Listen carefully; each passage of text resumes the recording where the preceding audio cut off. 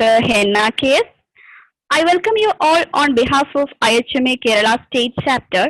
IHMA Kerala State Chapter has conducted a series of 50 sessions of Season 1 free webinar, and this is the Season 2 of free webinar conducted by IHMA Kerala State Chapter. And before starting the session, we should salute our master, Dr. Samuel Hahnemann, as we all know without him we are nothing. And dear delegates, only the permitted recordings alone will be uploaded in the YouTube because some recordings consist of information of patients which cannot be disclosed in the internet. So I request all the delegates to make fruitful use of all webinars. Today's event is sponsored by Advent Biotech Private Limited. Today, with immense pleasure, I am introducing our speaker, Dr. Venugopal Gauri, with the topic Lab Tests and Homeopathic Interpretations for COVID-19. Dr. Venugopal Gauri pursued his bachelor's in homeopathic medicine and surgery from HKES Homeopathic Medical College, Gulbarga, Karnataka, and later completed Doctor of Medicine in Homeopathy. He has been practicing for the past 26 years from Hyderabad. He has contributed more than 500 articles on homeopathy in the Hindu, Indian National News Daily in the column HomeoCall. He has more than a dozen published articles in national and international homeopathy journals. Having been trained with Dr. Shivashankar, there is a strong influence of his mode of thinking while we follow the legendary clinics of Dr. Prashanta Banerjee in treating patients with cancers and other grave pathological conditions, and our line of thinking is similar to that of Anna Rainer in treatment of conditions like ADHD and autism. Dr. Gauri worked with Dr. Vijayalakshmi Venkadeshan, a stem cell research scientist, National Institute of Nutrition, Hyderabad, on pancreatic islet cells and published a research paper that showed reversal of inflammatory changes. This shows diabetes mellitus can be treated successfully with homeopathic remedies. In this research paper, casinosin was the remedy which showed the best reversal and has been published in World Journal of Pharmaceutical Research in December 2015. Dr. Venugopal Gauri is a member of Homeopathic Medical Association of Telangana, Indian Institute of Homeopathic Physicians, Homeopathic Medical Association of India, and Liga Medicorum Homeopathica Internationalis, and is serving as the General Secretary of HMAT. And it's our privilege to have you in today's session, sir. Thank you for accepting the invite. And once again, I invite Dr. Venugopal Gauri for the session. Thank you, sir. Thank you, Henna. Namaskar to everyone, to the organizing team of Indian Homeopathic Medical Association, Kerala, to Dr. Deepu, Dr. Henna, and seniors like Dr. Saji. Namaskar to all of you. Thanks for giving me this opportunity to speak about little experience on COVID-19 and how we can interpret the investigations that we conduct in the laboratory to help in our therapeutics. Indeed, it's a great opportunity for homeopathy in general that this pandemic has offered. And I'm sure all the homeopathic practitioners the world over, especially in the subcontinent, have risen to the occasion. And right from the time of Hahnemann, when the science of medicine was very poor or not that advanced, he was a man ahead of his times. And he was the man who brought into vogue the science of pathology. In the sense, he relied more on pathology, so to say, because I ascertain this because he was the man who spoke about miasms, or an underlying cause of the disease that is a substrate which helps the organism to enter into the body and cause changes. So miasms, or what we call pathology today, it might be an advancement as far as knowing the microbes or the the cause of the disease agents in general. But as such, it always supports what our founder, Dr. Hahnemann, has said. Indeed, it has been a great fortune for me to work with Dr. Sivashankar Kunnapreddy ji, a man with more than 55 years of experience as of now in homeopathic medicine. That gave me a sound basis for me to start homeopathic practice. And his school of thought is always based on pathology.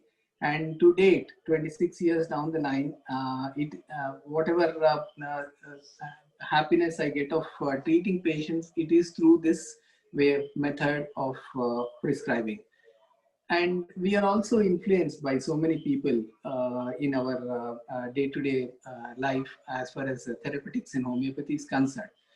For example, all the greatest practitioners of homeopathic medicines over this past couple of centuries have always advocated, or people who have been very good at the science of pathology.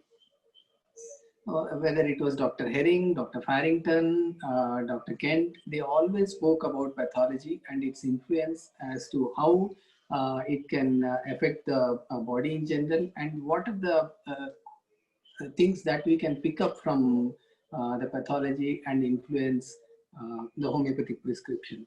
It may be the cause of the disease or the seat of action of our particular remedy, but only when it corresponds to the particular pathology that is existing in the patient, it has its immediate effect.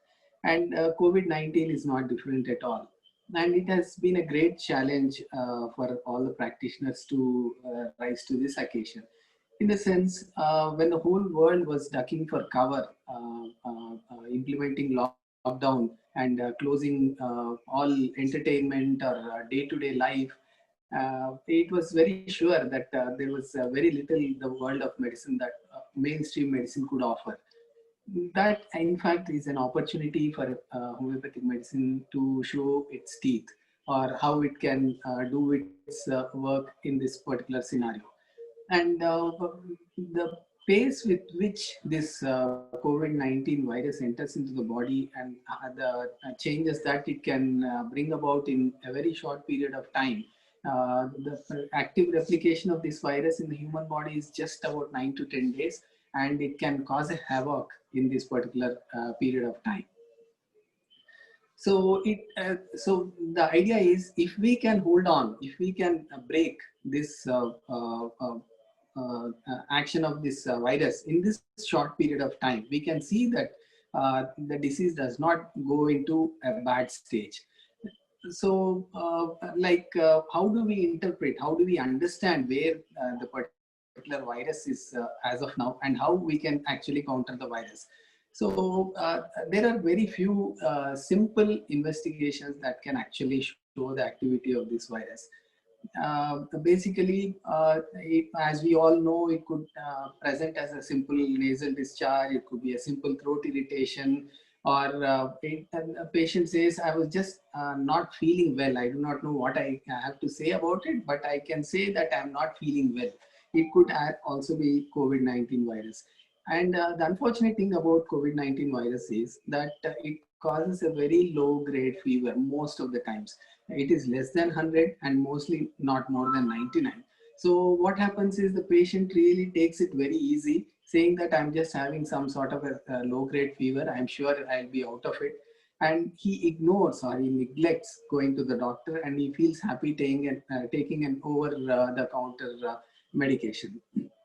So but because of the pandemic and the information that has been spread out through the media and the world over, naturally the patient is in a sort of a scare, and he wants to know what his situation at this point of time is. And he could present to us in probably number 1 to 3 days of the illness itself. So most of the times what we are asking the patients is, in this gray zone, when we do not understand whether the patient is having COVID or malaria or typhoid or dengue fever, we ask for simple investigations like a complete blood picture, a ESR, and a C-reactive protein. As we all know, this gray zone where the patient is not sure and we are not sure what the disease is, and we are very scared. Probably this is COVID, and how we need to address in the days to come. Complete blood picture probably comes in very, very handy. Whether it is COVID or any other monsoon fever, COVID complete blood picture is the mainstay of investigations to start with. What we have learned is over a period of time, as we all know, in a viral infection, the white blood cell count is not more than 4,000. And the neutrophils, as they say, it is between 40 and 60%, and lymphocytes are something between 25 to 40. But in the COVID-19 virus, it has given us a clue. It has given us to understand that there is a way to understand this virus. And in spite of all its drama that it can create in the human body, behaving in very different ways. It could behave like a bacteria, it could behave like a virus, it could behave like a HIV virus, which is again different from a regular virus. So in spite of all its drama, we can have some understanding as to how it is going to manifest. Generally, when you talk of a viral infection, we all know that WBC is less than 4,000, and it confirms that probably it's a viral infection. And the lymphocyte count usually is more in any viral infection, and there is neutropenia, or neutrophils go down. But the big thing about this COVID-19 virus is it causes a drop in lymphocytes. Usually it is less than 20. And when the absolute lymphocyte count is less than 1200, that means it has reached the bottom of the normal. And if it is less than 1000, you have to understand that probably the disease is very active. And if it is less than 800, I think you have a task cut out in treating COVID-19. And you can also measure the intensity of this disease. If it is going to be intense, then definitely lymphocyte count is going to be 800. And usually, this is the usual manifestation of this particular virus, where the lymphocyte count is low and the neutrophil count increases.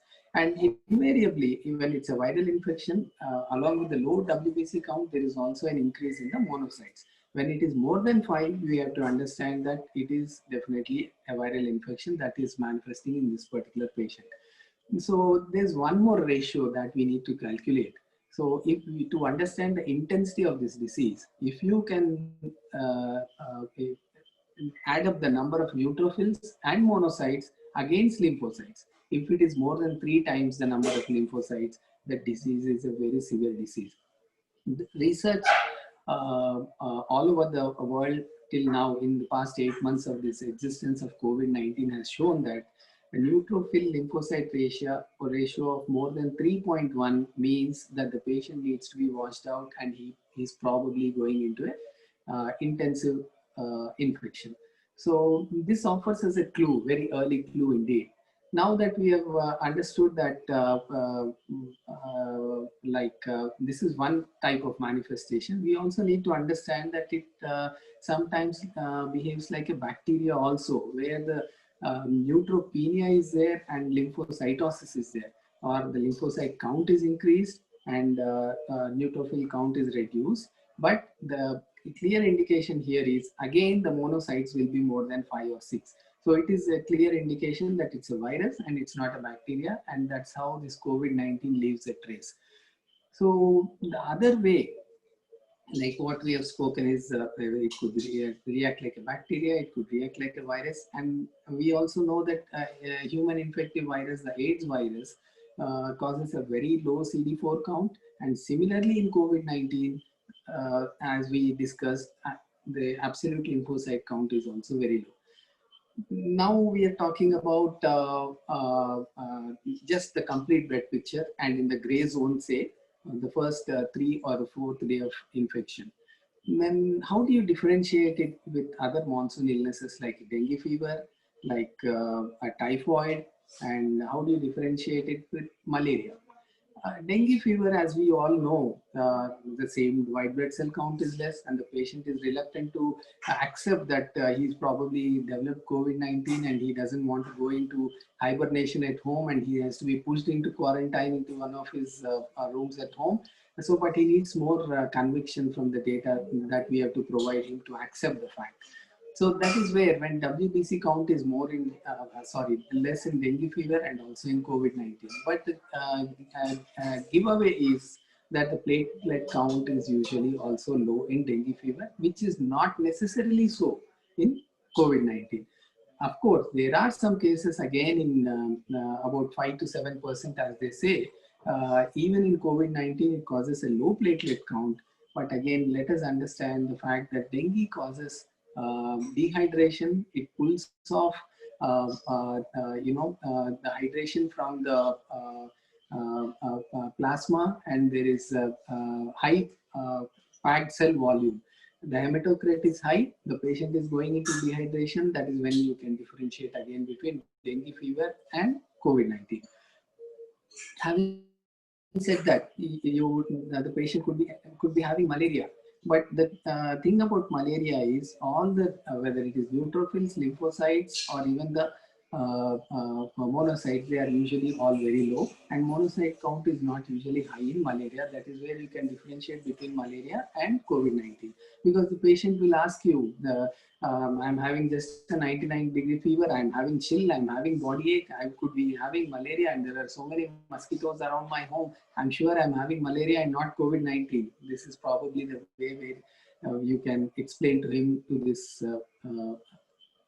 manner. And let us also understand one more thing from complete blood picture. If the eosinophils count is very, very low, or 0 to 1, or most of the times if it is 0, the patient is having probably a severe COVID. That is because most of the count is replaced by the neutrophils, and the lymphocytopenia is there. So naturally eosinophil count is very, very low. This is a thing about complete blood picture. And one last line. So having said that about WBC and all that, if the patient has a very low hemoglobin, we do not know if we have seen the patient before on a regular rounds for some other illness, we understand that he is not an anemic gentleman. But if the patient has a low hemoglobin, a fall during the fever, after the onset of the fever, probably this patient is having again severe COVID. This is one few clues that we can get from a complete blood picture. So it is imperative that we understand the significance of complete blood counts in particular COVID illness and also other monsoon illnesses. And the second test that we need to do is an erythrocyte sedimentation rate. Now we know that COVID-19 has gone berserk, and it can act in a way that's special for its own. And so generally when we talk about erythrocyte sedimentation rate, it is generally usually more in patients with a bacterial infection. But COVID-19 is different. It causes an increase in ESR. So increase in ESR again means an inflammation. It is a sign of inflammation. So what is the number where you have to differentiate that it is a severe disease, or it could be just 20 and the patient could say it could be there all the time. So if you divide one's age by half, and if the ESR is more than half of one's age, then you have to say it's a severe disease. A gentleman who is about 50-year-old, if he has an ESR more than 25, then probably he is having COVID-19. See, these are only the probable things, and we cannot wait for RT-PCR. We cannot wait for an antigen test. These take time. They also mean money, and we are from a country where there is there is an America, there is an Ethiopia, and probably a Europe also, where it is socio-economic conditions are great for a significant number of population, but it is also very poor, like Dharavi slums, where people cannot afford any investigations. So it is with these simple investigations in mind, we need to arrive at a probable diagnosis, and in the days to come, it will fall in place. The advantage with homeopathy is our system of medicine. Let us take pride in the fact that we cannot go wrong on a prescription. See, even if you give a patient a medication for COVID-19, when probably it's not so, you're not going to lose anything, not the patient. and we are also going to base our prescription mostly on Similimum. So naturally, it is definitely going to strike. But the importance of understanding these investigations is the fact that we need to know the severity of the disease and whether the patient is getting better or getting worse. We need to understand the progress of the disease. So now that we have talked about ESR, the biggest thing next is about inflammation. Now again, inflammation is another indicator is again C-reactive protein. There is a churning in the body. There is a heat in the body which is making the this virus is creating a sort of a churning around that the metabolism is on the run, and there is a loss of protein. It's burning around protein in the body for its own use. So there is a increase in the C-reactive protein, the inflammatory marker. Again, as such, we say less than 6 of CRP means it is normal. But in COVID-19, we can extend it up to 25. Only when it crosses 25, then we do say that it is probably COVID-19. Then if it is more than 75, it is a serious disease, and more than 100, then you have to understand that something needs to be done right away. And at our clinics, we have been fortunate to see patients having 175, 183 of C-reactive proteins and dropping flat with homeopathic medicines after 10 days to almost 20s and 30s, and where we have let them go saying it's a dropping titer, decreasing titer, so you are free of the disease. So this is a very important marker indeed. So when you do the test on the 3rd day, repeat it on the 6th or 7th day, and probably on the 11th day when the activity of the virus is gone away from the body. If this ESR and CRP, if they are on the decreasing trend, that means your medication is in the right direction. So the other things, these are the initial things which we need to understand as far as simple tests are concerned, where we can arrive at a probable diagnosis of COVID-19. Then we know what this disease can cause in the body. It can cause pneumonia. That is a primary stage. That is a stage set for its inflammation. And it can cause inflammation in the blood vessels. Thromboembolism it can cause. It can cause vasculitis. It can cause inflammation of the endothelium, and then formation of clots and microclots that can circle around in the blood circulation, cause a stroke, cause a imminent death. The number 1 is pneumonia, number 2 is thromboembolism, and the third more dangerous thing is the cytokine storm, or the inflammation of the immune system itself. So these are the things which we need to mark whether the patient is growing into one of these. So when you are done with complete blood picture, when you are done with C-reactive protein and ESR, you have to do a LDH, lactase dehydrogenase. What is the significance of this test? When the COVID-19 virus reaches the lung tissue, and usually its manifestation, as they say in the HRCT, chest scan, it will show a subpleural manifestation of this ground glass opacities, and we have seen hundreds of them in this particular COVID-19, where it doesn't fail to show itself up and the diagnosis. So if the pneumonia is active, that means the LDH is high. As we understand from the Western countries, the work that was going on when the CBP, ESR, CRP were high, right from probably the day 2, but when it has come to our country, we are seeing more of it high only on the 5th day. And they were saying pneumonia could set in on the 3rd day itself. But in our country, we are not seeing that happen before the 5th day of the illness. That shows the fact that probably the virus has mutated, and good for us that it's it's trying its wits end to still fool the human immune system and try to change its shape. But as it is doing so, it is making itself more and more clearer to the immune system that it is something different and something more like a COVID, and our immune system is probably better geared up to act on it than ever before.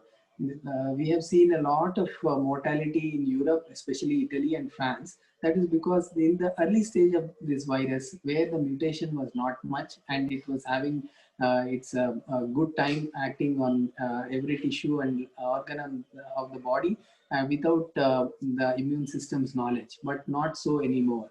We understand the fact, and that's the reason why now the manifestation of pneumonia is not earlier than fifth day. That's what our general, the talk between most of the physicians around here in Hyderabad say, that the inflammation is not earlier than fifth day, especially in the lungs. So that gives us a little more window to act. That gives us a little more time to act to rise to the occasion and probably make a good therapeutic remedy for that. So if you see after on the fifth day that the LDH is more than 225, probably pneumonia has set in. And you can always confirm it with a CT scan, which will show a ground glass opacities along the subpleural region, usually in the lower lobes to start with, later in the middle lobes and later in the upper lobes. So if you, as they say, the Corads 5, once it is confirmed, and they are also going to say the volume of the lung tissue that is being affected. So they will count, they are giving us the reports as divided by 25, whether it is 4 to 19 or 20 or 21, 22 or so, as the disease grows on. So if you can understand the pneumonia, how it is working in the body. And if LDH is on the rise after the fifth day and again on the ninth or the 10th day, that means you have failed to curtail the growth of pneumonia in the body. But more often than not, with homeopathic remedies, we have confidently seen to it that this is not happening so. So then now we understand ESR, CRP, and LDH, which are the usual probable inflammatory markers in these three areas. Now, going beyond this, we understand through a lot of work now that this virus confidently breaks the wall of the red blood cells, releases the iron, free ferritin in the circulation, and there is a free flow of iron in the body, but there are not enough red blood cells to carry the oxygen around. So usually you see ferritin, especially in a third world country like India, where the iron levels are usually low. Ferritin is not generally good, and that's why most of our people in our country have iron deficiency anemia. And again, this ferritin, which is released into the circulation, means when you do a serum ferritin, it is very high. Sir, And excuse me. Are you sharing any slides, sir? not really. I'm sorry. Okay, sir. I have it down. Okay, sir. You can continue. Yeah, sorry, Dr. Deepu. No, sir. So when ferritin is high, more than 300 units, roughly 322, they say, that means there is a breakdown of red blood cells, and there is free flow of this in the circulation. Another marker of this happening is alkaline phosphatase. When this free iron overload is there in the circulation, body has to cleanse it, and the liver is given promptly the task of doing it, and all this is shifted to the liver. And the hepatic cells also protest, saying that how come so much of burden of this iron has been brought on to me. And then you find most of these patients having a rise in alkaline phosphatase. But this will happen only after the fifth day of the illness.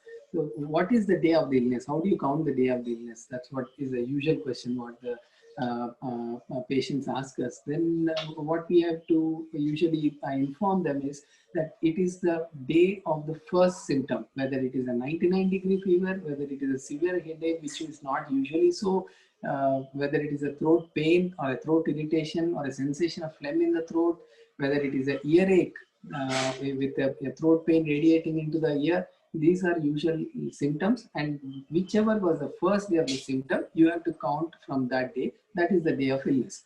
Now we have spoken about CBP, ESR, CRP, LDH, and now ferritin and also alkaline phosphatase.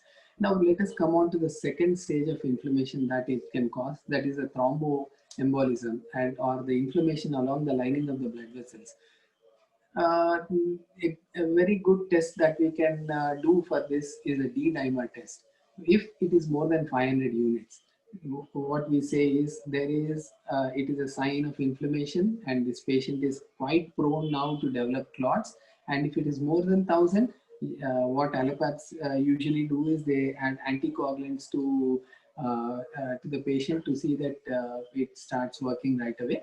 And we have some drugs in our armamentarium also to see that this does not happen. So this is a very, very crucial area, because what happens is in COVID-19, there are microclots along the pulmonary artery to start with, because that is where pneumonia is, and from there along the main blood vessels in the lungs, they are filled with these microclots. But the worst part about this is these microclots do not totally block the circulation, but they do allow the circulation. That is why there is a fall in oxygen, but it is not so drastic and imminent that the patient does not understand. And that's the reason why patients have happy hypoxia, wherein they do not imagine that even if it has gone down to 72. I had one patient walking into my clinic and I checked his oxygen, it was 72. I said, you have to go to a tertiary care center right away, and I sent him away. But he was in all senses, but there was no sign of hypoxia at all. So this is happy hypoxia, and without an oximeter with the patient, we do not understand how the patient is responding to our medication. So it is imperative that every patient has oximeter at home and shares the readings with us twice a day. And there is another way, let me interject with this particular thing, to understand whether the patient is going into hypoxia or not. If it is the oxygen saturation is less than 90, probably patient needs some oxygen help. So if you have to ask the patient to check his oxygen while he's at rest, ask him to walk around for 5 to 6 minutes, check his oxygen again. If the numbers of oxygen saturation fall by 5 points, if it was 95 before and after walking it has dropped down to 90, that means the patient needs oxygen and he has to be coaxed to go and take oxygen at a center. Probably that is beyond our reach of treatment at least. Or if we practice in the tertiary settings, definitely we can be of help to them by not only providing oxygen but also giving our homeopathic remedies. So the biggest challenge that as homeopaths we have is identify the patient of COVID-19 early, see that the disease does not progress beyond pneumonia, does not go beyond thromboembolism, and does not reach the cytokine storm.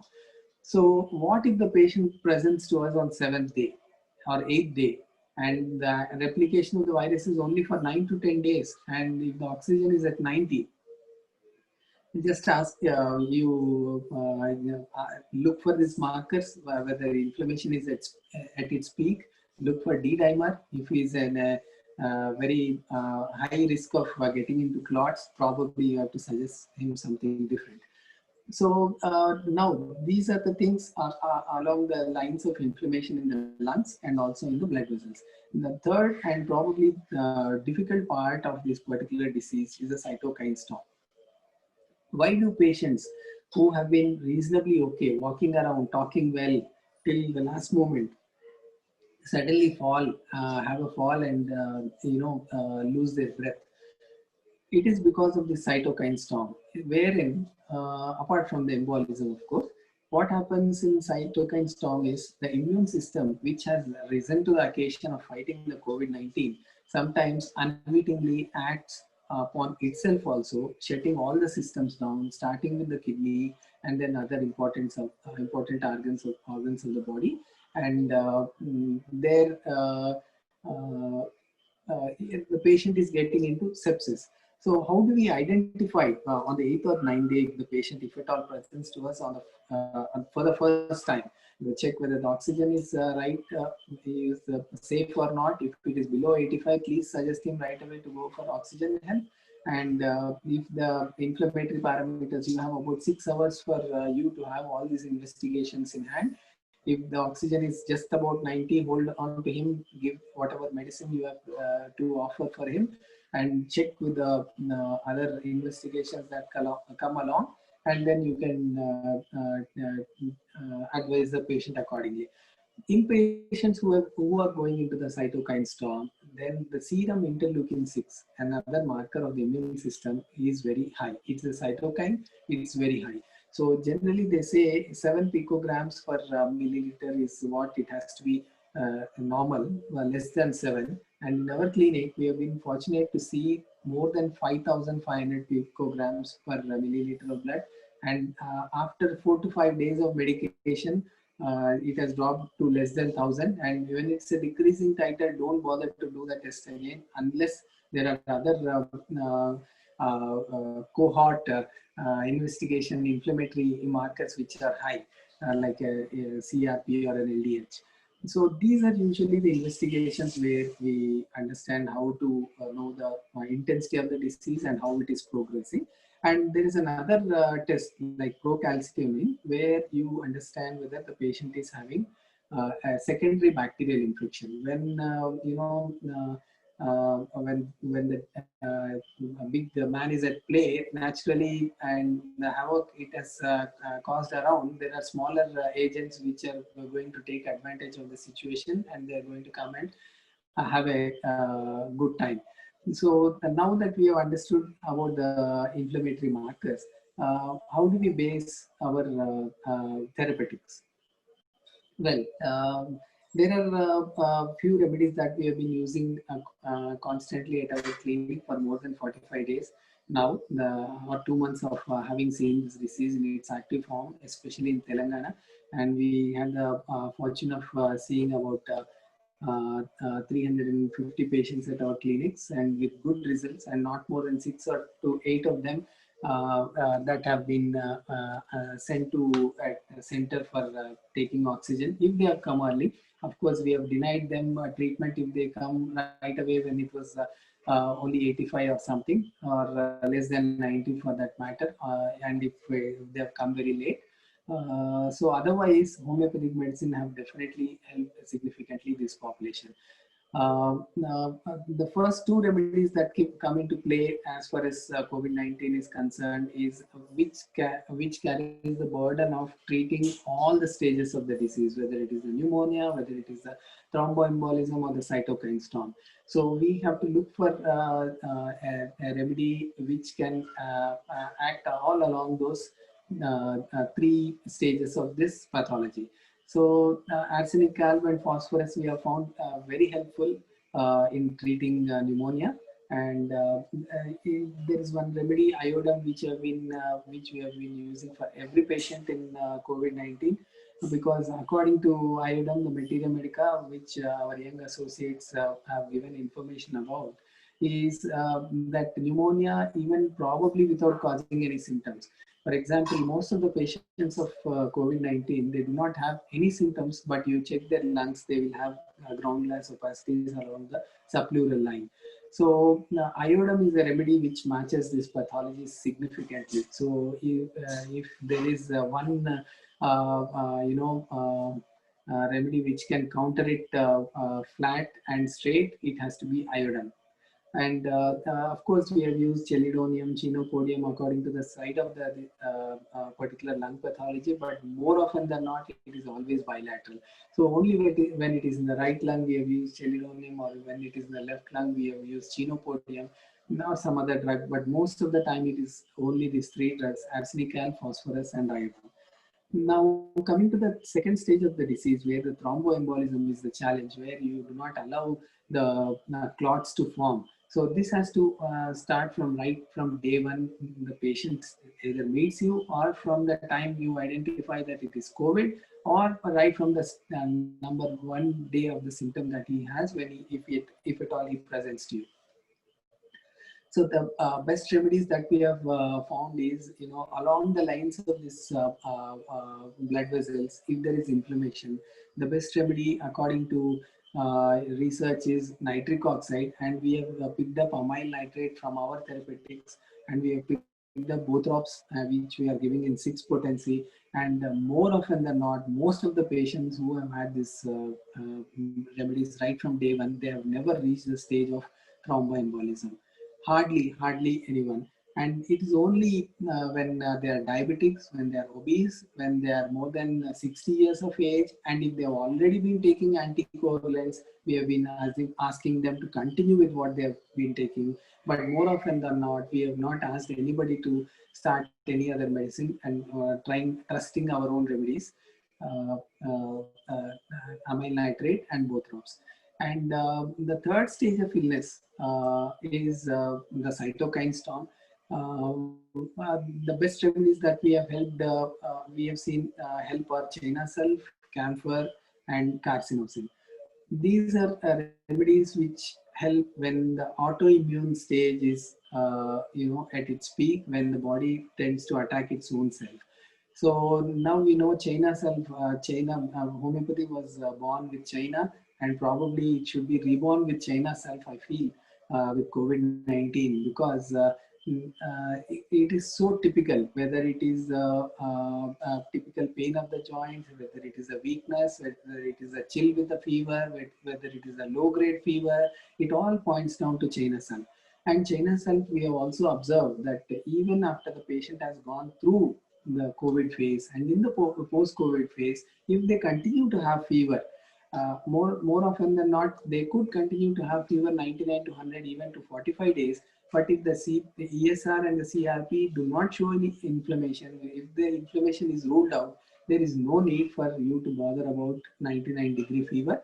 You just have to tell your patient that it will go away, and you can trust China self to do the job. And sometimes colchicum also, as it is an inflammatory fever, they say colchicum is a beautiful remedy for that.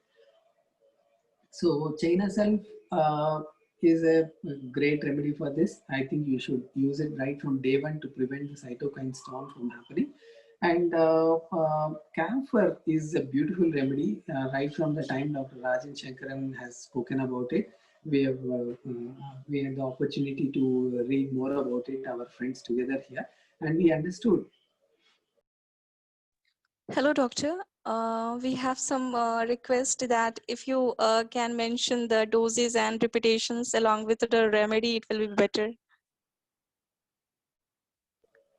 Okay, ma'am. Sure. Once I do with these remedies, I will definitely let you know. Thank you. Okay, okay, doctor. Thank you. Thank you, Dr. Hina. Then we are talking about China self and coming to camphor. Camphor, as we said, right from the time the great preacher of Materia Medica, Dr. Rajan Shankaran, has spoken about it. Uh, we were thinking more about it, and we know that it is a remedy which works more in the sepsis stage, when there is coldness of the body, when there is lack of reaction in the body. So that is when it works at its best. But camphor, as we know, is a remedy that will antidote everything. But the beauty of homeopathy is, if there is one remedy that can work well before camphor, it is China self. So camphor is a remedy which follows China self well, and we have been giving to all our patients with good results. So we have spoken about arsenical, phosphorus, and iodine for pneumonia, and amyl nitrate and Bothrops, and in some cases also lachesis for thromboembolism. And we have spoken about carcinosin, China self, and camphor for the cytokine storm stage. So, excuse me.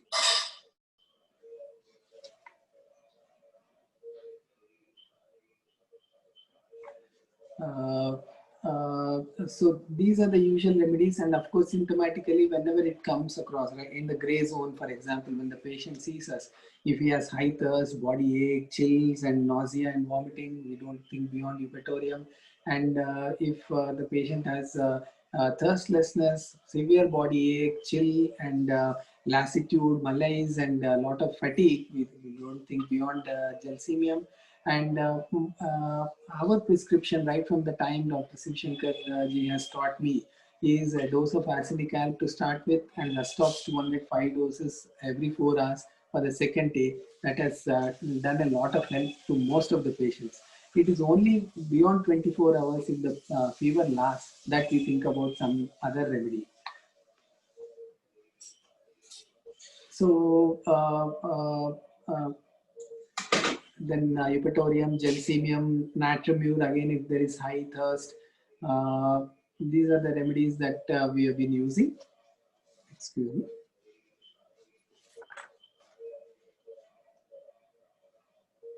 So ammonium carb is another remedy that we use also for the thromboembolism stage and also for the fatigue that the patient has during this COVID-19.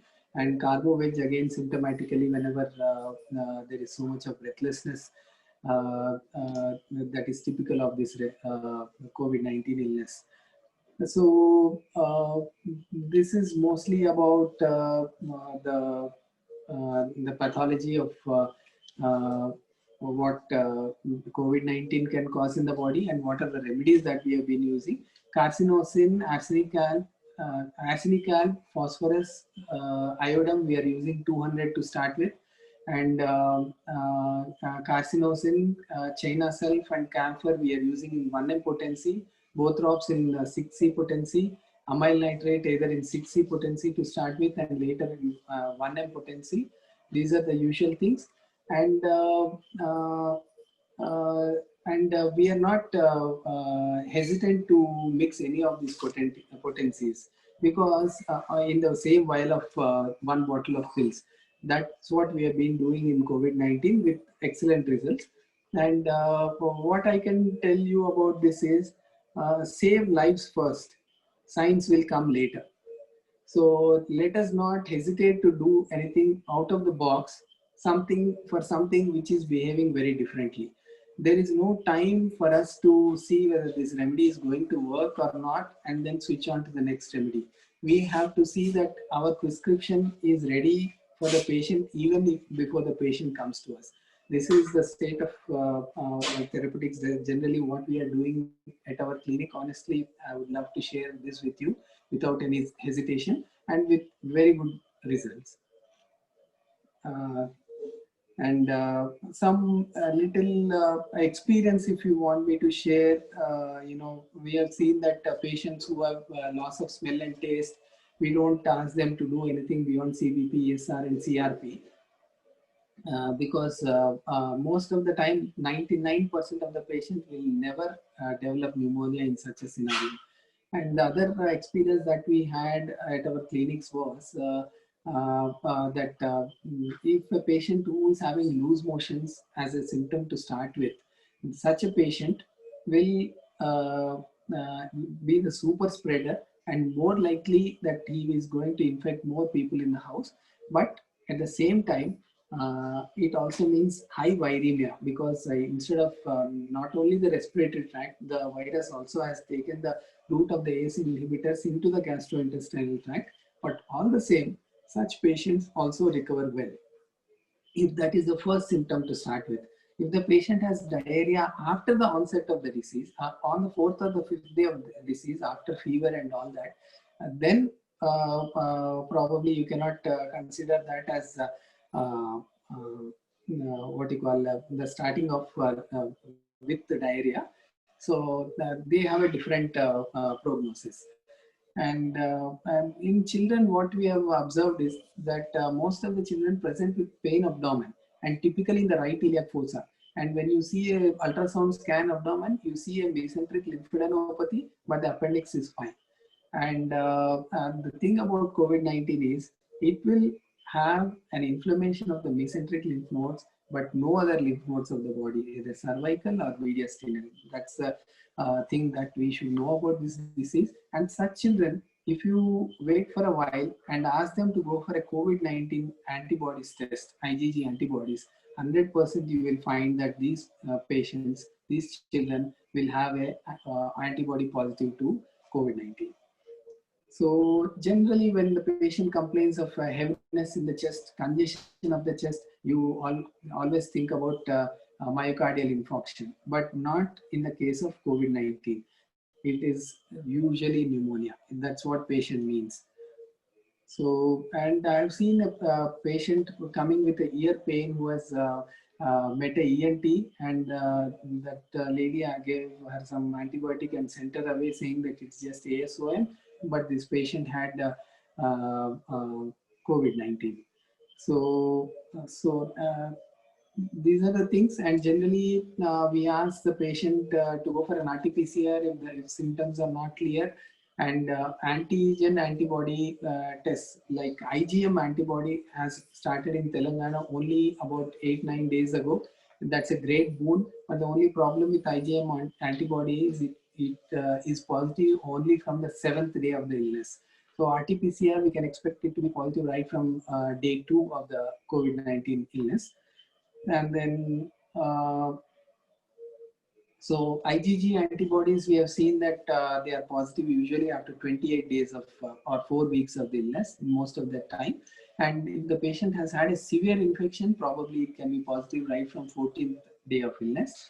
And if a patient having just a loss of smell and taste and the COVID-19 subsiding, such a patient will have development of antibody very late in his circulation.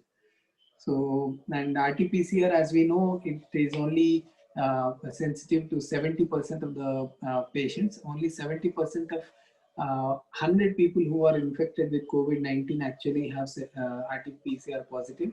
So we again have to go by other parameters to ascertain whether this patient is having COVID-19. Yeah, thank you, Dr. Deepu. Thank you, Dr. Hena.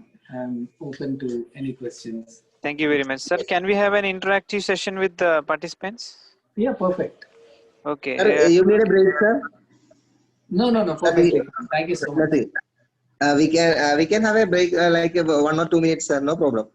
Then we can do for that. Okay. Fine, Dr. Deepu. I'll just Okay, then. Okay. Okay, sir. Thank you.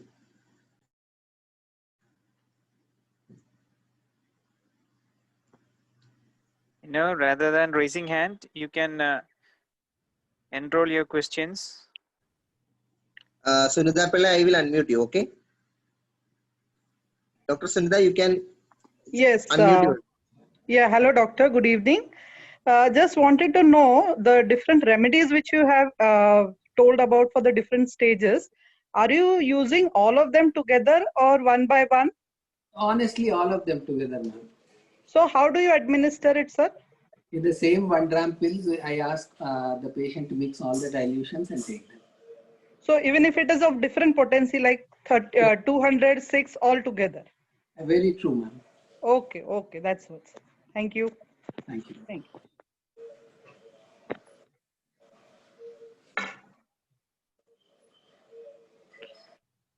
Dr. Rinki.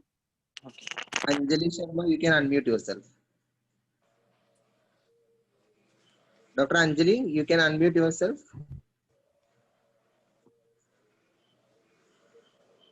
Dr. Anjali Sharma.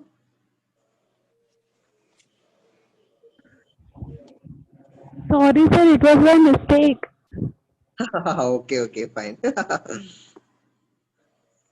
Okay, Dr. Praveen, any doubt in the chat box?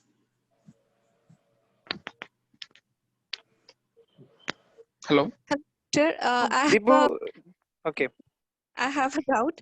Actually, somebody messaged me privately for the doubt. So, role of biochemic tissue salt, sir? Hardly any, madam. I have not used any. But in post-COVID stage, if there is inflammation persisting, I have been using Calimure 3X.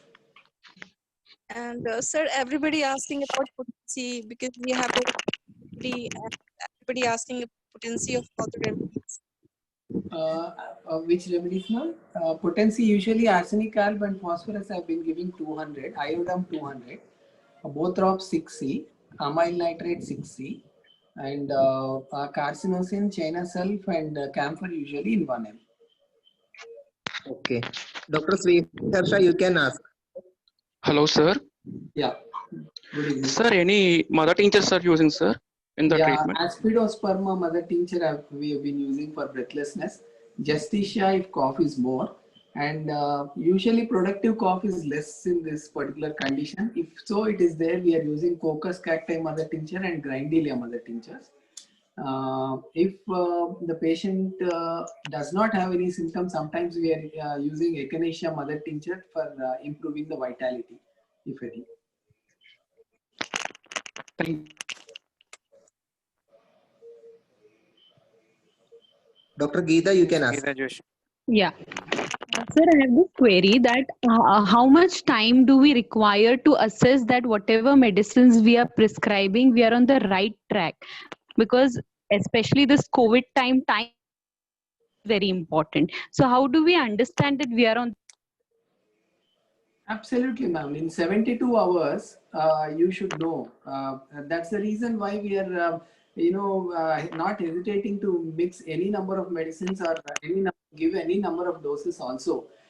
We give sometimes every 2 hours, every 4 hours, the repetition of the medicine. And we are not hesitating to see that the medicine acts fast because we have to catch up with the pace of the disease. So if the ESR, CRP are not coming down, LDH is not coming down in 72 hours, and you cannot have the luxury of having the patient come to your clinic also because they need to be in quarantine. So they need to observe for themselves with the oximeter whether the oxygen is improving or not, whether it is stable or not. So I promise you, ma'am, not more than 7 or 8 of patients of the 360 that we have seen till today, we have asked them to go to a care center. And definitely there was only one patient who came to us on the second day, and we had to ask him to go for a oxygen later, but otherwise they have all responded significantly well. And we are seeing to it that insisting that they do all these tests again on the 11th day of the illness to understand whether the inflammatory parameters have come down or not, and only then we are letting them go, because COVID-19 can cause a thromboembolism up to 45 days of the disease. So we can say the patient is fine, he's not having breathlessness, he's happy going around. But if the D dimer is high and if we don't test it, and if the patient is prone to it, if he gets a stroke, our responsibility should end on the 11th day if all the parameters are normal. If not, just give them a regular dose of whatever you feel are the medicines for whatever state. But by the 11th day, the patient should turn around. All his parameters should be normal. Okay. Dr. Purva, you can unmute yourself. Yes. Hi, doctor. Good afternoon. Good afternoon, ma'am. Doctor, you have explained the role or the importance of the iron in the COVID, right? Will you please again throw some light on the same? And my another question is, if the patient is already had COVID, can he again? I mean, the infection could reoccur. What are the exact parameters like? What could be the parameters to recur the infection? There is no way in 8 months of experience of the physicians worldwide. There was only one reported case of probably in Singapore in January where it seemed to have recurred. But all these millions of people who have suffered with COVID-19 in the last 8 months, they have not had that same infection on the second time again.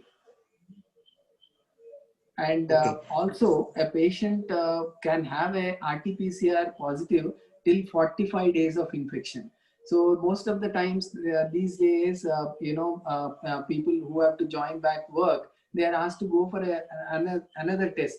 So what we are, going a step ahead and saying that, this patient had COVID-like illness or COVID illness on such and such a date, from symptoms started on this day, and RT-PCR test was positive on this day, and he's not likely to have infection after this day, and he's fit to join work and be in social gatherings beyond the 14th day, whatever is the number the patient has. So we are going out of our way to write this particular letter and give it to any organization.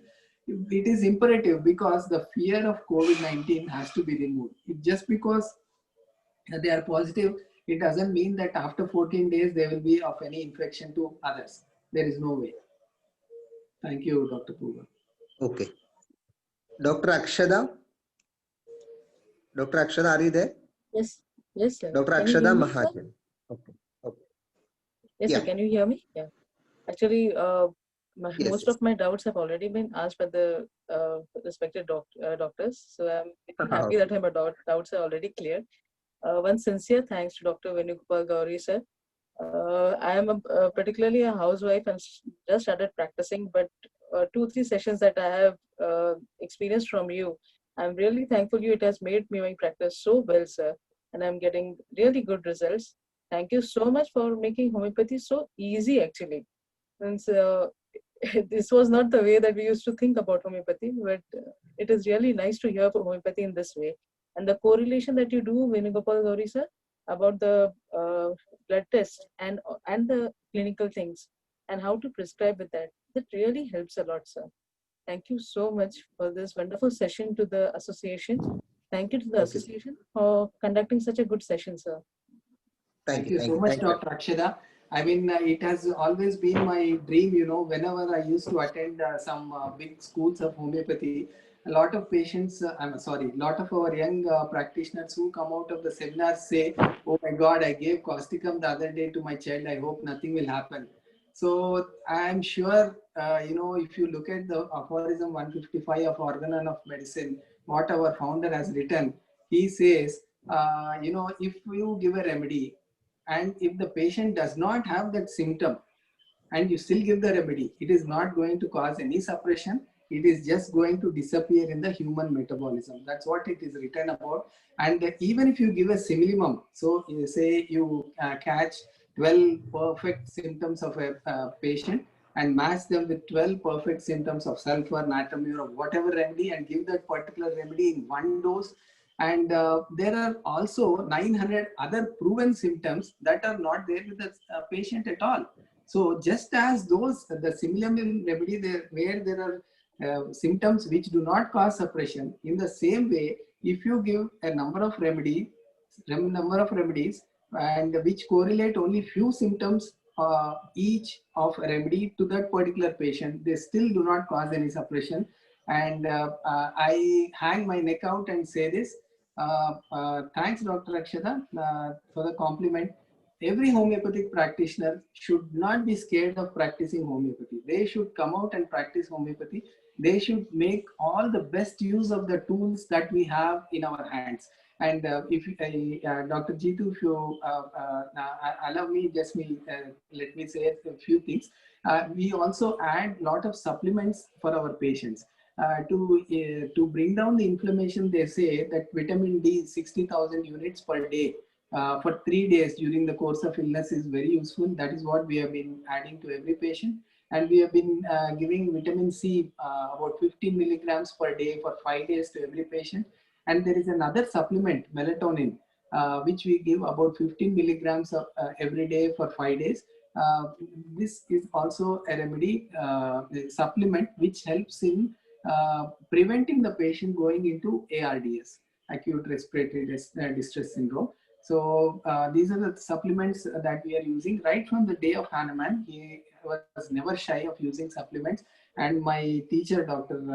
Sampath Rao, the principal of Gulbarga Homeopathic Medical College, would always say, supplements are neither allopathy nor homeopathy. They are supplements to everything. Thank you. Dr. Chaitra, you can ask. Good afternoon, sir. Good afternoon, Dr. Chaitra. Can you please suggest some remedies when there is no cough, but the main symptoms are loss of smell and loss of taste with diarrhea? Yeah, thank you. Anosmodium is a good remedy. This again, our teacher, Dr. Sampath Rao, told me.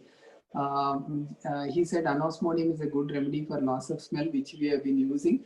But more often than not, a patient with loss of smell should be left alone and enjoy the time. Enjoy the bitter taste. That is the only taste that usually they have when they lose smell and taste. So enjoy that bitter taste for some time and leave them alone for some time. Thank you.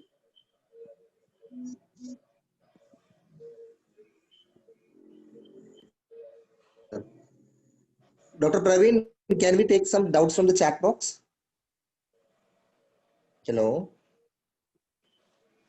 Yes, yes, Deepu. Yes, yes, okay. I can. Just a minute. Ask some relevant doubts. Okay, we will give a chance to talk. Just be there. Okay.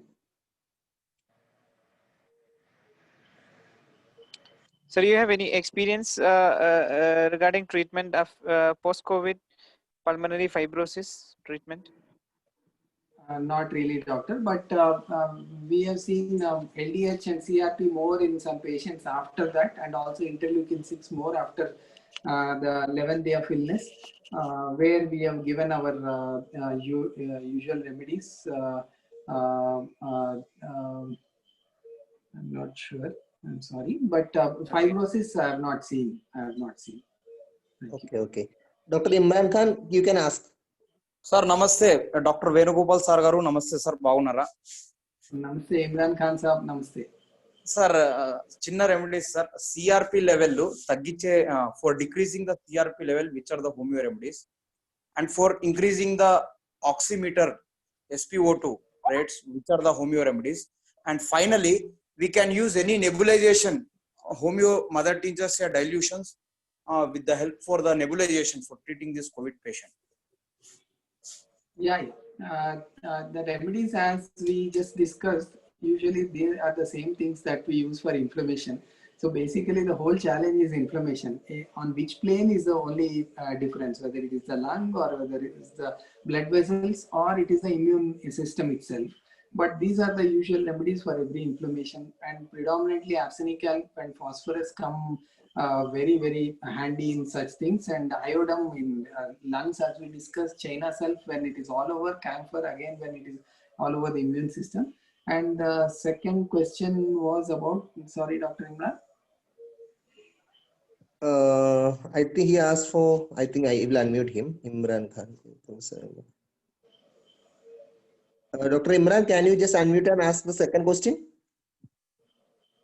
Nebulization, we are giving with arsenic can 0/1 potency. We ask them to put the granules, the fine granules in little normal saline and then nebulize. Definitely this is our experience before in treating bronchial asthmas, and we continue to do in these particular patients as and when necessary. And because we are giving arsenical anyway in potency, sometimes we either choose Carbovet 0/1 or Ipecac 0/1 or ammonium carb 0/1 according to the symptoms of the patient. Okay, Dr. Praveen. Yes, Deepu. Any more question you can take, then we can unmute someone. Okay.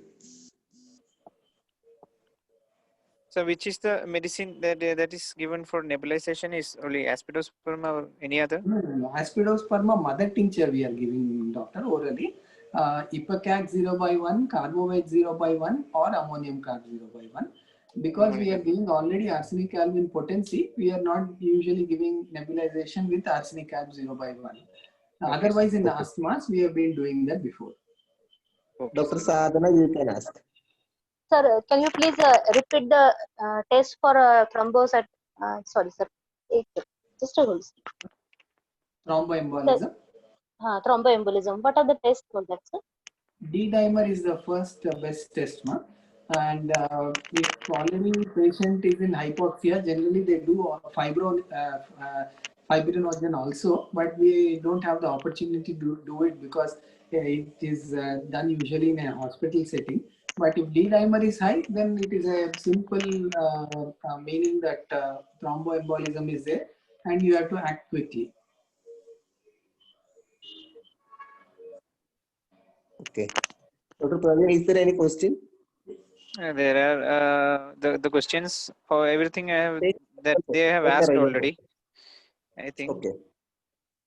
Okay, then I will unmute someone. Dr. Sandeep, you can unmute yourself. Dr. Sandeep. Yeah. Good afternoon, sir. Thank you for valuable information. So, how to manage the COVID on patient which is already on ventilator? I mean, on day 14, day 15. Generally, they are not on ventilator right from 3rd, 4th, or 5th day. Usually, it is only after 6th or 7th day after the pneumonia has set in, either the stroke has happened or the patient has been pushed into a cytokine storm. But this is our drawback. We cannot go into a hospital setting, most of us, and work. But otherwise, seeing that the patient does not reach the hospital setting is our challenge, and we should be able to do it effectively.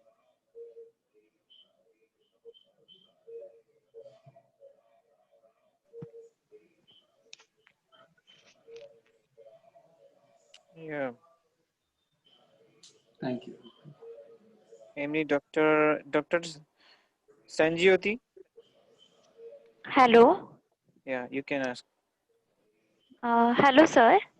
Good afternoon, ma'am. I wanted to ask that which medicine should be given to the family members as a preventive of a positive patients? See, once it is already there in the family, it is very difficult to stop actually, to be fair. But we give again earlier before all this drama of COVID-19 started, when we wanted to prevent, we were giving arsenicum, phosphorus, and we were giving aconite, China sulph, and zinc. China sulph is a remedy which will prevent disintegration of red blood cells. Zincum met is a remedy which will help in fortifying the wall of the red blood cell, which will not allow it to break. And arsenic and phosphorus, we have an idea how it works. And aconite we used to mix because the infection is so rapid. It comes, I mean, even before you realize the infection is in the body and it has gone into the lungs also. Because of the rapidity of the action of this particular virus, we also used to add aconite for the patients for prevention. Okay.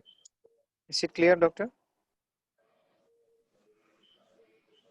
Dr. Padmaja Rao, you can unmute.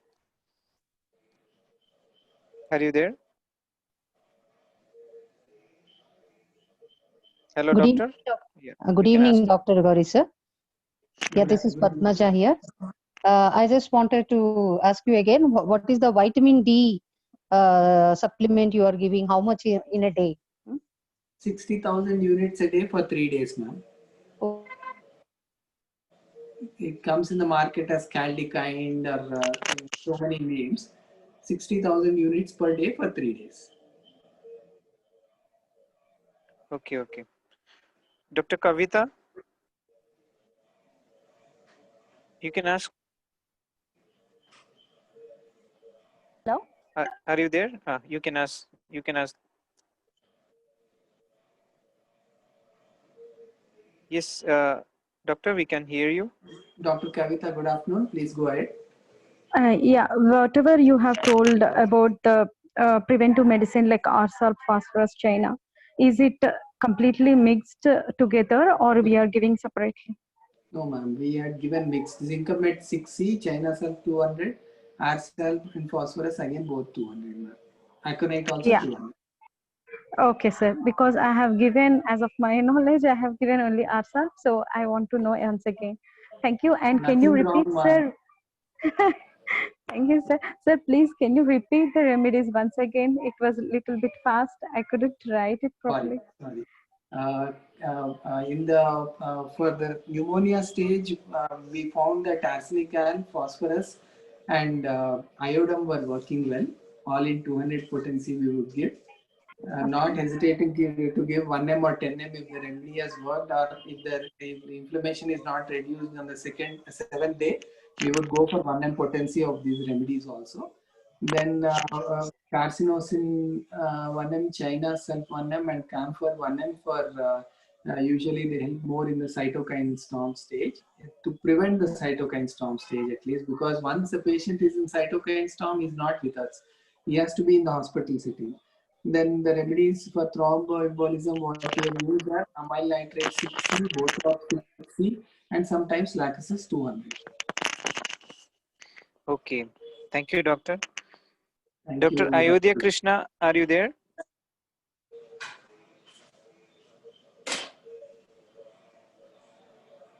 Call next. Dr. Call next. Okay, okay. Dr. Archana? Good evening, sir. Hello? You can ask Archana. Yeah, sir, good evening, sir. Actually, these days, most of the positive cases are complaining of loss of smell and loss of taste with mild history of coryza.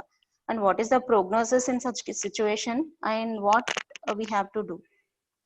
Thank you. It's very good. My prognosis is very good. We always joke with the patient. that like you've been blessed because you had the sharp of getting COVID-19, but you also have a blessing that you have the mild form of the disease. And 99% of the cases who present to start with loss of smell and taste do not end up in any complications. And treatment wise also, we do not see much into them unless we have we find a high ESR and CRP. Only then we look at other tests and other investigations or giving some medicines actively. Okay. Okay. Thank you, Dr. doctor. Ayodhya. Yeah. Dr. Ayodhya was unmuted actually. Dr. Ayodhya, can you unmute yourself? I think he's not there, I think. So we can go for Dr. Rajiv Chandra. Yeah. Dr. Rajiv. Dr. Rajiv Chandra, you can unmute yourself.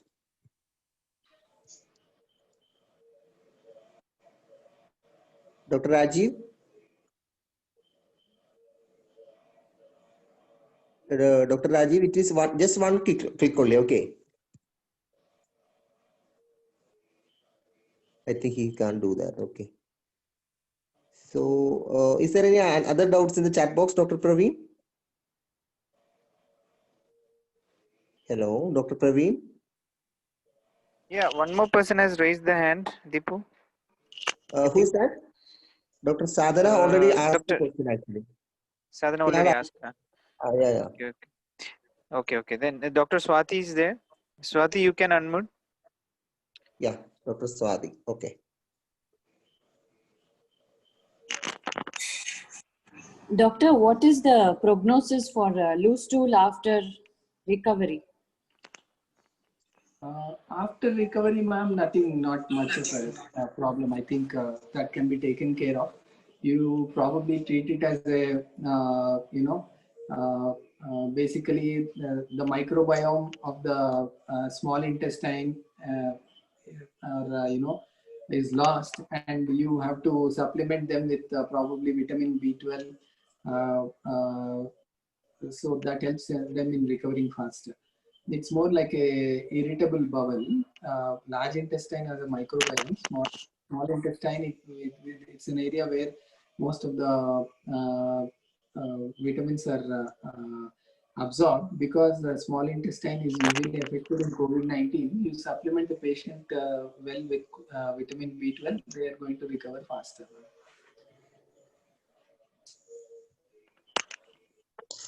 Okay. Thank you, sir. Dr. Rajiv. Dr. Ramya. Hello. Hello. Okay. Good afternoon, doctor. May Good afternoon, ma. Okay, Doctor, Ramya, you can continue after that. Rajiv, you can ask. Okay. Okay, doctor. Good afternoon, doctor. Doctor, I have one doubt that while we are using preventive, first I have given RSAP 200 to one family. After that, because I don't have RSAP 30 in my stock, after the next month they came for repetition, so I have given RSAP 30. Then 2 months after, they have started from January itself. By July, one member from the family got fever along with loss of smell nearing to COVID, similar to COVID symptom. That time also I have symptomatically given the medicine, but the person 2 days back he has to go for Gulf. He has looked for and he has identified as COVID positive. So what is the reason I have given the lower potency of same medicine he become positive, or any other thing? No, don't ever think so like that, ma. Because the RT-PCR test will show antigen positive till 45 days of infection also.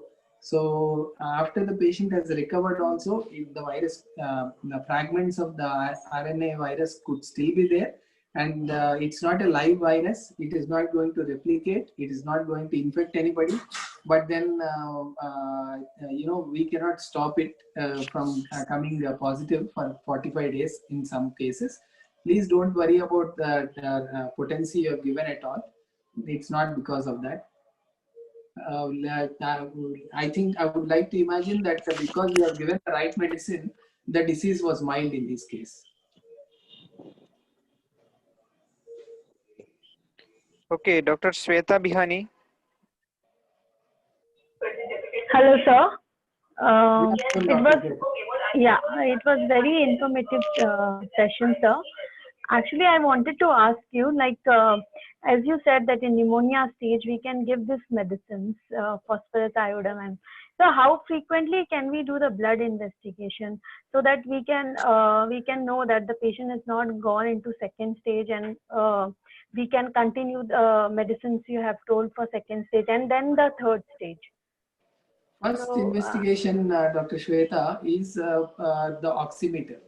The oximeter with the patient on the patient's finger, not dropping 5 points below the previous point while at rest, and the oximeter saturation not showing less than 90. That means inflammation is not happening in the body, or it has slowed down, or it has stopped, whatever. So that is the first test. And we can do the test again in 3 days to understand how the patient is going.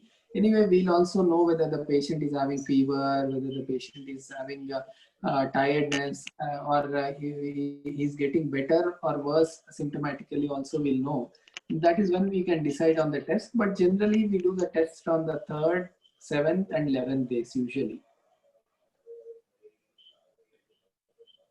Okay, Rajiv, you can ask. Good afternoon, sir. Good afternoon, Dr. Rajiv. Can you share some experience about tuberculum in COVID case? And second question is about the loose motion after post-COVID infection. So can you share your experience about that? Yeah, usually, sir, I have given tuberculum only post-COVID, but not while the patient was having COVID-19. I'm sure, like any other deep-acting medicine for post-COVID tubercular complications, tuberculum is the best remedy. And then we also have, sorry, the second part of the question is about Dr. Rajiv, sorry, the second part of the question was? That you have already answered it, I think, about the loose motion. Diarrhea, small intestine, Yeah. and usually small intestine diarrhea is usually large and colorless and like that. Mostly we can work with podophyllum on that condition, sir. Thank you very much, sir. And Dr. Shirley Lekha. Dr. Shirley. Hello, sir. Yeah. Good afternoon, Dr. So Shirley. can you please repeat, good afternoon, sir. Can you repeat the CBC picture of COVID, sir? How to differentiate from the other fevers? Yeah, CBC generally, COVID can act like a virus, like a bacteria, and also a HIV virus. When it acts typically like a COVID-19 virus, the lymphocyte count is very less. And the absolute lymphocyte count, which should be minimum of 1200, it will be less than 1200. If it is less than 1000, that means the patient is having severe disease. And if it is less than 800, I've seen also 390 in some patients. Sorry. Then the patient can go into complications. You should keep a watch over them. And the other type of manifestation is where the lymphocytes are high. Such patients also can have COVID-19, but usually what happens is they don't go into serious disease. And in all of them, the white blood cell count is very less than 4,000 usually, or you do it on the first or the second day, it could be 5,000. That means it is going to drop. And to confirm that it is a viral kind of a fever, you can always look for monocytes. If they are more than 5, definitely it is COVID-19, very high probability. If the neutrophils are 3 times, neutrophils plus monocytes are 3 times the number of lymphocytes, then the patient is having a severe COVID-19 or likely to develop a severe COVID-19. And in malaria, there was another question, monocytes are high or low. Usually in malaria, monocytes are less only. That again distinguishes between a viral fever and malaria. And in typhoid, again, we have typically like acting like a bacteria.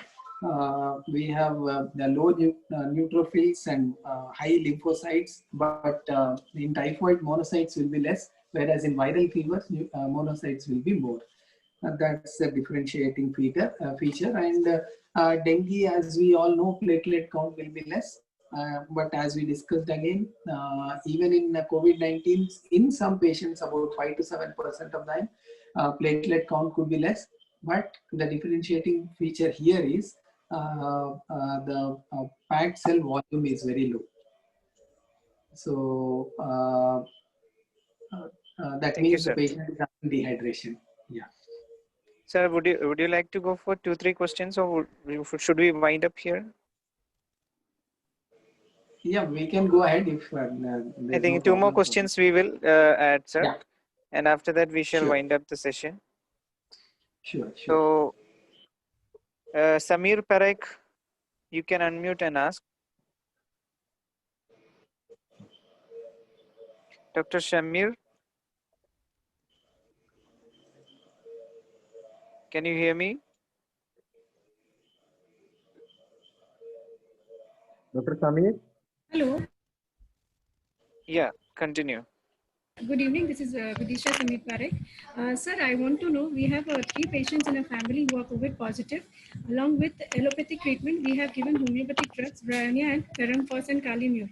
Now, sir, since they are on, it's 1 week now, and symptomatically, they have no symptoms now.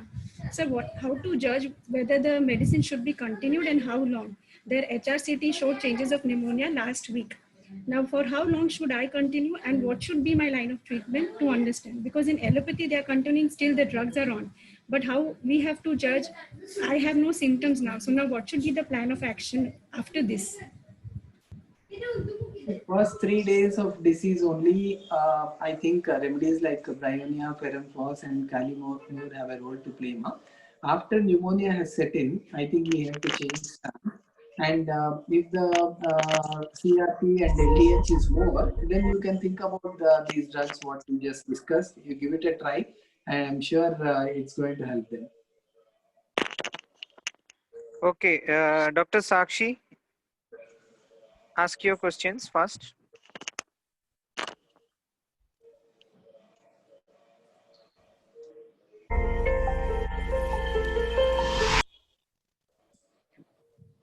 Hello. Yes, go ahead. Yeah, my grandfather was suffering from COVID. He had 80% of lung damage. Now he has recovered and come. His oxygen, everything is stable. But then post COVID, suddenly he's having constipation since 4 to 5 days.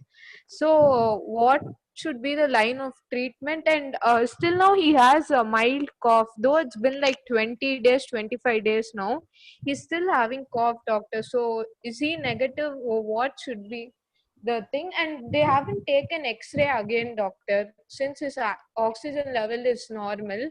So should we take a CT scan or anything again, or what should we do, doctor? Oh, first of all, congratulations, Dr. Sakshi. You have seen your grandfather safe out of the hospital back home amongst your midst.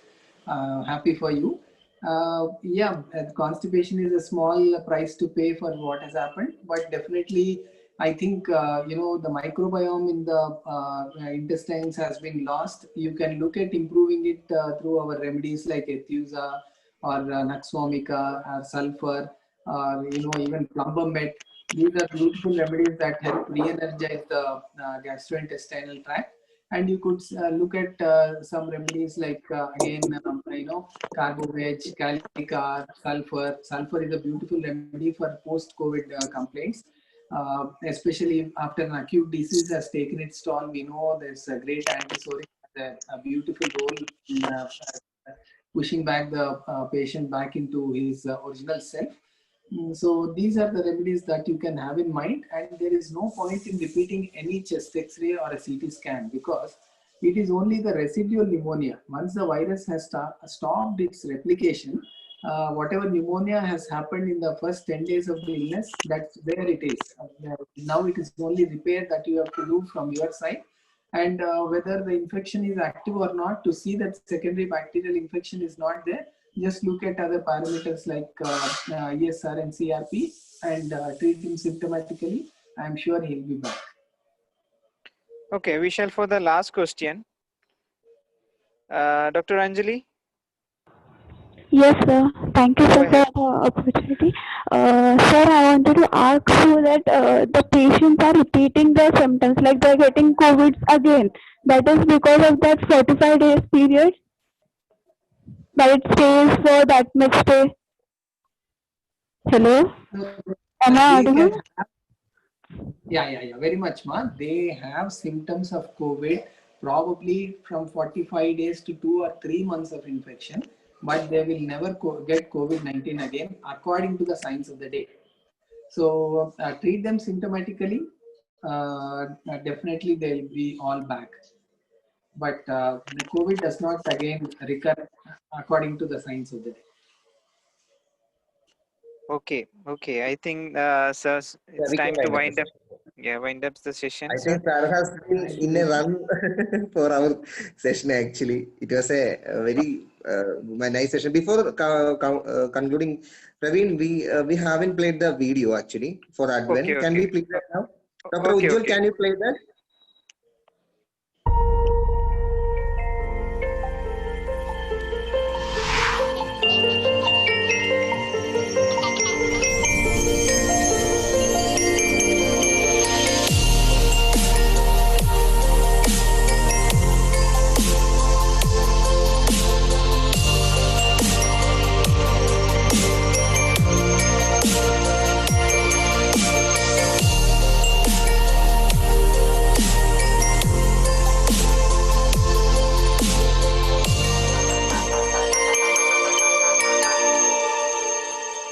Thank you, Ujjwal. That is enough. Okay.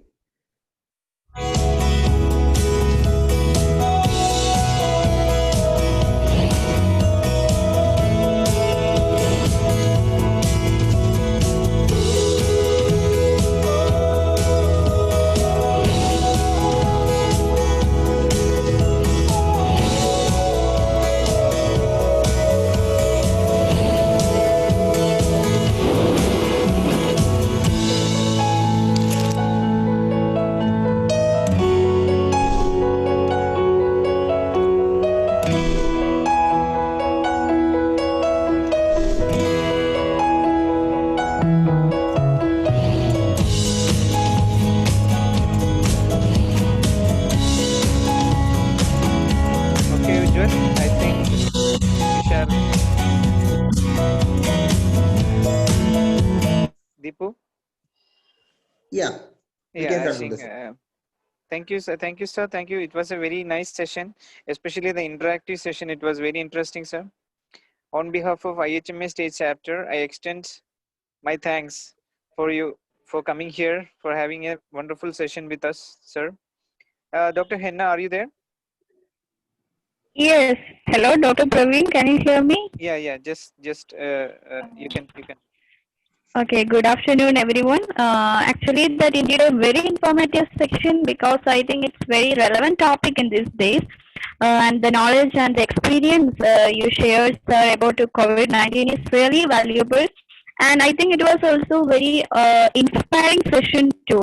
I express my sincere gratitude to Dr. Venugopal Gauri for sharing your valuable knowledge, sir. Also, thank you for all the participants for making this session successful. Thank you, everyone. Thank you, Dr. Deepu, Dr. Hina, and the team of Indian Homeopathic Medical Association, Kerala chapter. Thank you so much for giving me an opportunity to speak, and thank you so much. Sir, actually, Dr. Saji was about to join. He had having his OP time now, and he told me that he will join in between. But he's very happy that you came and joined us, and it was indeed a very nice session. So We had looking Dr. forward. Saji at our Homeopathic Medical Association of Telangana a couple of years ago. He was very inspiring to all our people here. I extend thanks to him also. Thank you so much. Okay, thank you, sir. Okay, sir. Goodbye. Thank you. Take care. Good day.